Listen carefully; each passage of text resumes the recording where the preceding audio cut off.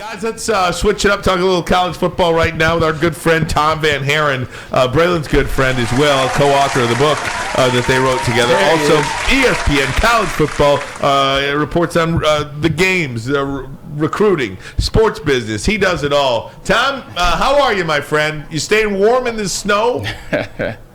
Yeah, I've shoveled my driveway twice already today, so I'm not thrilled with it. I don't like this period. I'm not ready for the cold. No doubt about it. Shout out to my boy Tom rocking that Trap Golf, man. That's a good friend of mine, man.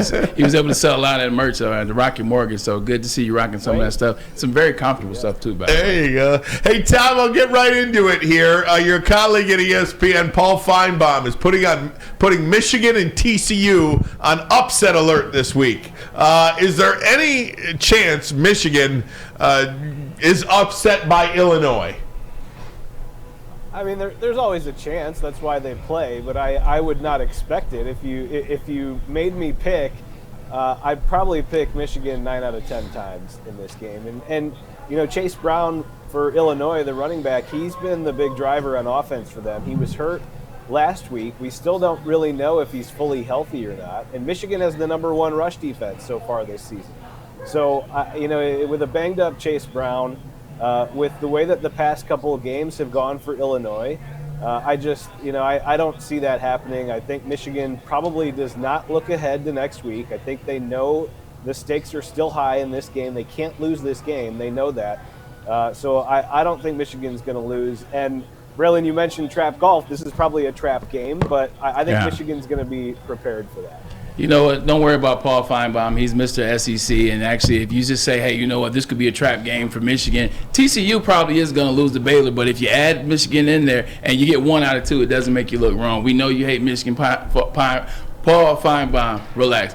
Let me get down to the nitty-gritty. This is all people care about. How can Michigan lose to Ohio State and still find themselves somehow in the playoff? Tom Van Haren, go. Braylon, I don't want to disappoint people, but I don't think that they can if they lose that game. Not because I believe they shouldn't be in there, but if you look at the rankings and the way that the committee has positioned everybody below Michigan right now. You mentioned TCU. If they lose, then maybe there's a shot. But with Tennessee sitting at #5, their lone loss is to Georgia, who's the #1 team. So if you go head-to-head and look at Michigan and Tennessee, both with 1 loss, Michigan has a loss to the #2 team. Tennessee has a loss to the #1 team. That's going to justify the committee to say we're going to put Tennessee ahead of them. And then you look at USC at #7. They have 1 loss.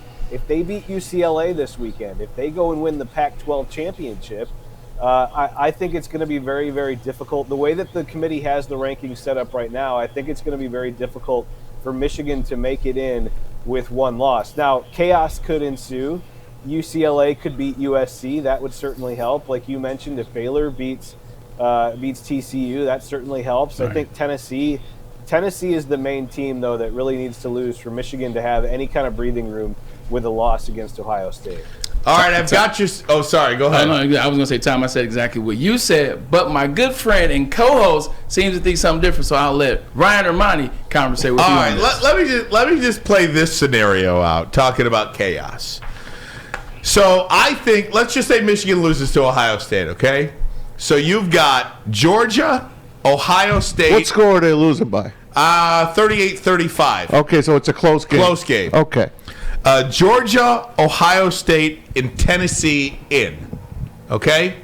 What would you do if TCU loses to Baylor or Big 12 championship game, LSU loses to Georgia in the SEC championship game, and then USC loses to UCLA or Notre Dame?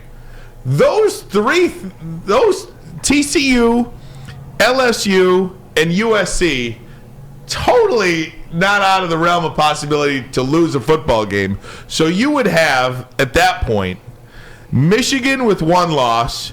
Would you take a 2-loss Alabama team who's sitting at 8 right now and put them ahead of Michigan, and then you'd have 3 SEC champions or 3 SEC teams in? Or other scenario, would you put the winner of North Carolina Clemson there we go in above Michigan? There we because go. I don't see how a 2-loss Alabama team gets into where you have 3 SEC teams. Or, I mean, can North Carolina jump from 13 to 4? But look what's going to happen by the time. Never mind. Go ahead. Go. You explain, Tom. Well, that is a lot of chaos. First of all, that a lot has to happen for this scenario to play out. But in your scenario, I think what I would preface all of this with is we're not going off of what we would do. We have to go off of what these rankings say. And the committee has shown us in the past that they set themselves up with these rankings to, I guess, mix the teams up based on who wins and who loses. And I think if you look at the rankings right now, in your scenario, the first scenario, I think Michigan would probably be in because they'd be 1 loss to the number 2 ranked team overall. Alabama with 2 losses, and then Clemson, the way that they've played, the committee always looks at the eye test and what the games look like. I don't think you can have them jump ahead of Michigan. Now, North Carolina, if we're talking me and you, and we're saying, well, look at North Carolina wins the ACC championship, they're a conference champion. They only have 1 loss. They've got a potential Heisman candidate at quarterback. Sure, I can see that argument. But given that they're already number 13 and the committee is in the past has not ranked teams or has not moved teams up that high, I don't think that would happen because they're already sitting at number 13. I think the committee has already told you what they think of their schedule and what North Carolina has done. At 13 with only 1 loss, I mean, they're behind Penn State, Oregon, Utah, Alabama, LSU, all have 2 losses. They're behind all of those teams. So I don't see, given what we know right now, I don't see the committee moving them up that high. So all of that chaos ensuing, your scenario, I do think Michigan probably goes in at that point. All right, let me flip it for you real quick because, again, I think Georgia's going to beat LSU in the SEC championship game. So I'm going to get LSU out of there. They're at 7. Now, could USC lose to Notre Dame or UCLA? Sure. Could TCU lose this week? Sure. If those 3 things happen, TCU, LSU, and USC lose, what about Ohio State? What if they lose that game? Are they almost for sure in, even though they lose at home to Michigan? Yeah, I think they have a different path, a little bit of an easier path because they're at number 2. And like I said, I always try to preface this stuff with this is not really my reasoning. We're trying to go off of the committee's reasoning because they're which at number 2. None of us understand. Right? Yeah, it's all different, right? We don't know year by year, week by week, but. Given that they're number 2 right now, if you lose to the number 3 ranked team, you've got 1 loss.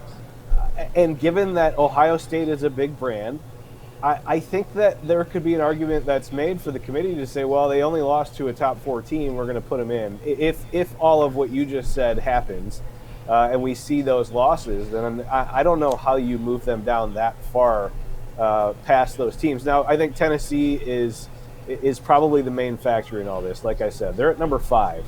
So what happens with them in the SEC, I think that's going to shape a lot of this conversation. And then USC in the Pac-12, those 2 teams especially, they're gonna be the ones that kind of hold beyond the top 4. They're going to hold all of that in their hands, whether they win or they lose.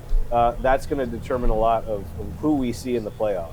Yeah, I agree with all that. At the end of the day, when you're trying to figure these things out, they all take care of themselves. So it's just fun to speculate in the moment and have conversations. The only thing with me in North Carolina and talking about them jumping from 13 to, say, 4, it won't be jumping from 13 to 4 if you really think about it because they have 3 weeks. You have this week, you have next week, and then you have conference championship week. If you look at it right now, at the end of this week, SC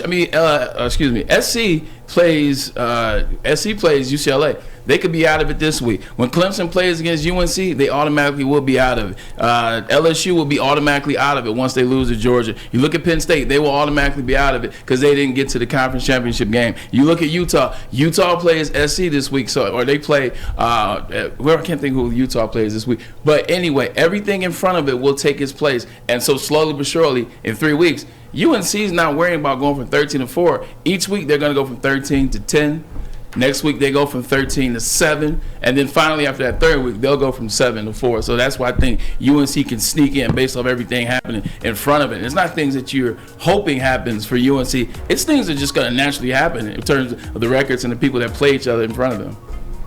Yeah, and if they keep playing the way that they are, and Drake May keeps getting national attention, I think that's fully possible. Yeah. But we'll see what the committee does. Like you said, we just don't know.